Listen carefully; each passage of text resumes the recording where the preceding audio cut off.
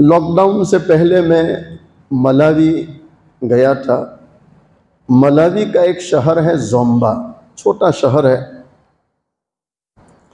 वहाँ हमारे हज़रत मौलाना इब्राहिम साहब देवलवी दामत बरकातुहु अलैना, जो इस वक्त के अबदाल माने जाते हैं, अल्लाह उनकी उम्र में बरकत दे, तंदुरुस्ती दे। हमारे जितने उलमा मशाइख है, अल्लाह सब की उम्रों में बरकत दे। अल्लाह हमारे मशाइख को सलामत रखे।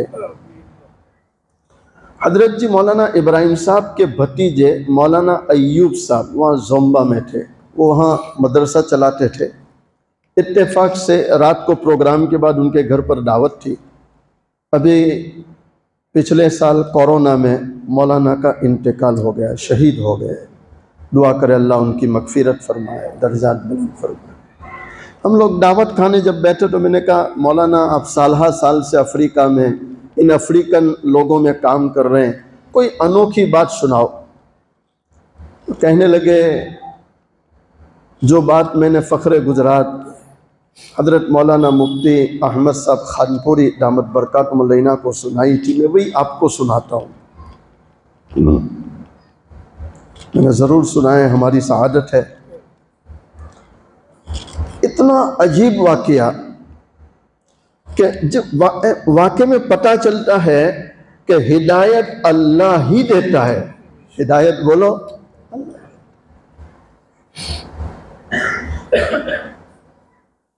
मौलाना कहते मैं अपने मदरसे के ऑफिस में बैठा हूँ और हमारा जो दरबान था, गेट कीपर, वो दरवाजे से दौड़ कर आया। कहा, शेख। अरे क्या बात है? कहा, एक छोटा सा बच्चा दरवाजे पर आके खड़ा है, छोटा, सर में वो घुंघरू याले जो बाल होते हैं मुड़े हुए, छोटे छोटे बाल है, उसमें भी धूल है, नाक से रीत पानी निकल रहा है, कपड़े फटे पुराने और जिस्म से बू आ रही। एक ऐसा बच्चा दरवाजे पर खड़ा है और वो बार बार मुझे जिद कर रहा है कि शेख को बुला कर ला, यानी इस स्कूल के प्रिंसिपल को बुला के ला। तो मौलाना कहते मैं भी हैरान हूं कि छोटा बच्चा गेट पे बुला रहा है। तो मैं गया गेट पर, छोटा सा बच्चा। तो मैंने कहा, बेटा क्या बात हुई, मांगने आए? कहा, ना, मैं भीख लेने नहीं आया, मैं भीख लेने। कहा, फिर क्यों आए? कहा, शेख अगर तुम इजाज़त दो तो मुझे हाफिज कुरान बनना है। अगर इजाज़त दो तो हाफिज है। मौलाना अय्यूब कहते मैं हैरान हूँ कि हम तो अफ्रीकन कम्युनिटी में जाते हैं, बच्चों को तलाश कर कर के लाते और पैसे देते हैं कि पढ़ो, पैसे देकर पढ़ाते हैं। ये बच्चा बजाते खुद आया है और कह रहा है मुझे हाफिज बनना है। तो मुझे बहुत खुशी हुई। मैं उस बच्चे को लेकर मदरसे में आया, 2 होशियार बच्चों के हवाले किया कि इसको एक नाजरा सूरत पहले पढ़ाओ, जोहर तक याद कराओ, जब याद हो जाए तो मेरे पास ले आना, मुझे सुना दे, तो मुझे पता चले कि इसका जहन कैसा है। मौलाना अय्यूब साहब कहते हैं कि जोहर के बाद वो बच्चे उस बच्चे को लेकर आ गए। तो मैं हैरान हूँ। मैंने पूछा, याद हो भी गया? कहा, शेख तन्हा याद नहीं, जबानी याद हो गया। कैसा याद हो गया? कुरान एक मौजिज़ा है, बोलो मोहब्बत से कुरान। उतर कर हिरा से सुए कौम आया, उतर कर हिरा से सुए कौम आया और एक नुस्खा कीमिया साथ लाया। वो बिजली का करका था या सौते हादी, वो बिजली का करका था या सौते हादी, अरब की ज़मीं जिसने सारी हिला दी। एक कुरान अरबस्तान में उतरे, पूरे अरब को हिला के रख दे। मेरे भाइयों, हम कुरान को मानने वाले, कुरान को मोहब्बत से पढ़ें तो ये सीने की जमीन हिलेगी कि नहीं हिलेगी, इस पर असर होगा कि नहीं होगा? अरे पढ़ेंगे मोहब्बत से इंशाअल्लाह।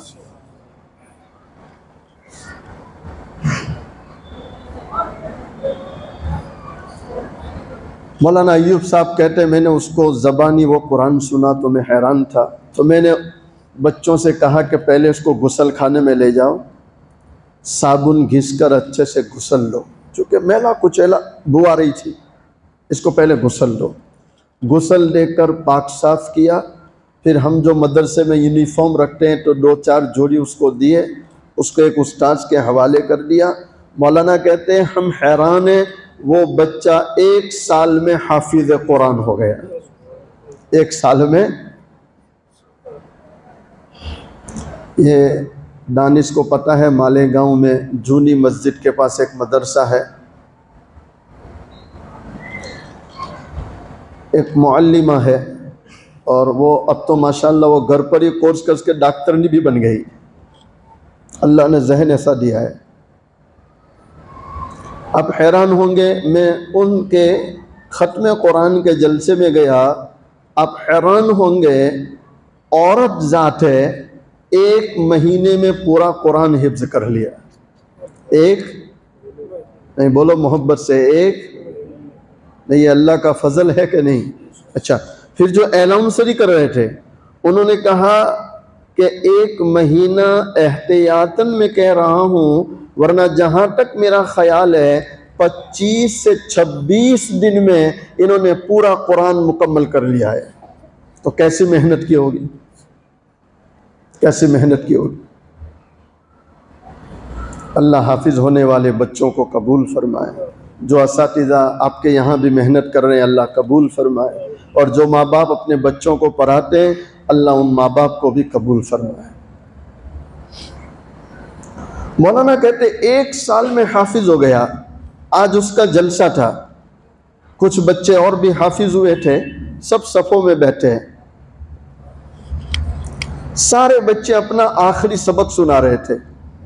जब इस अफ्रीकन बच्चे की बारी आई और वो अपना आखिरी सबक सुनाने लगा, तो उसी अफ्रीकन कम्युनिटी के एक सरदार, एक जिम्मेदार, जो पूरी अफ्रीकन कम्युनिटी की फिक्र करते थे, वो भी बैठे हैं और वो ज़ारो कतार रो रहे हैं। मौलाना कहते हैं मेरी आंखों में भी आंसू थे, मैं भी रो रहा था कि ये बच्चा किस हाल में आया था, आज अल्लाह का कुरान पढ़ रहा है, हाफिज कुरान हो रहा है। लेकिन वो जो जिम्मेदार था वो चीखें मार के रो रहा था। जब इसने सबक सुना लिया, दुआ हो गई, तो मैंने वो जिम्मेदार के कंधे पर हाथ रखा, सीने से लगाया। मैंने कहा भाई मुझे भी रोना बहुत आया, लेकिन आप बहुत ज़्यादा रोए, आप क्यों इतना रोए? तो कहने लगे शेख तुझे पता नहीं है इस बच्चे का हाल क्या है। कहा नहीं मुझे पता है, वो गेट पर किस हाल में। कहा ना ना ना ना, ये बहुत बात की बात है, पहले वाली बात तुझे नहीं पता। कहा क्या बात है? तो कहने लगा वो जिम्मेदार कि इस बच्चे की माँ पागल थी, दीवानी थी, इसका बाप भी दीवाना है।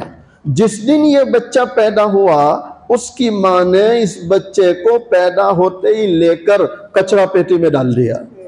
कहाँ डाल दिया? कचरा।